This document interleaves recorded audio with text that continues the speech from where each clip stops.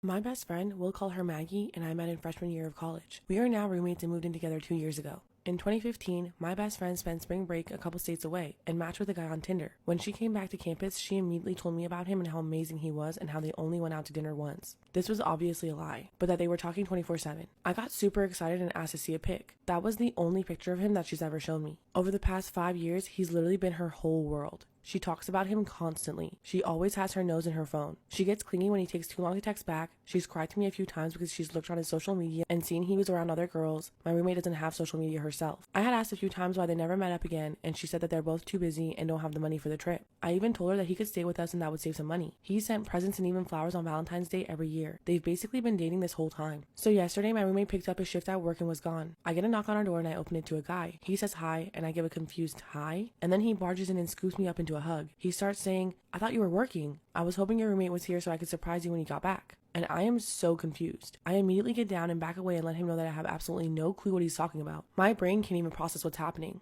Then he looks confused and says, "Maggie?" And I'm like, "No, that's my roommate." My roommate and I look nothing alike, so I'm even more confused. Then something kind of clicks and I think, oh my god, is this the guy she's been dating? So I say, "Wait, are you Adam?" And he gives me a very slow yes. And I get excited and say, "Oh my god, I bet Maggie is going to flip out. I can't believe you're here." His demeanor completely changes. He asks me what I'm talking about. I'm Maggie, and I tell him, "No, I'm Summer." At this point, I'm completely missing something that he's just pieced together. He just says, "Holy fuck," and looks like he doesn't know what to say. Eventually, he asks if he can sit down. I invite him in. He then proceeds to tell me for the past 5 years, he's thought he's been talking to me. Every picture he's ever seen of Maggie has actually been pictures of me. I'm completely dumbfounded and we don't know what to say to each other at first. So he gets out his phone and shows me proof. He has tons of pictures of me saved on his phone and went to their messages and showed me proof that she's been sending them to him. I felt and still feel completely sick to my stomach. I get out my phone and show him the real pictures of her. I tell him that maybe they could just talk when she gets off work. And he's really pissed at this point. I say maybe we should call her first and let her know that he's here. So I do that and she starts flipping out, saying she's not coming home. Tells him to leave and that she won't talk to him. He calls her and starts yelling at her over the phone. After everyone calms down, she eventually comes home. He's hurt and accusing. She's crying. I'm sitting there awkwardly. She tells him that she's still the same person he's had feelings for, and he screams at her, "No, I thought I was in love with your roommate." And that completely makes her break down, so I tell him that maybe he should leave for the night and that everyone should have their own space. He agrees, and after he leaves, she goes completely psychotic on me and starts throwing shit around the living room. Tells me she hates me. I start crying. It's a mess. I left to stay with a friend and I haven't been back, so I don't know what's going on. I feel like I have no idea who the person I'm living with is, and I feel weirdly violated. Do I move out? Do I try to call her? She hasn't even texted me once. I don't know how to deal with this situation.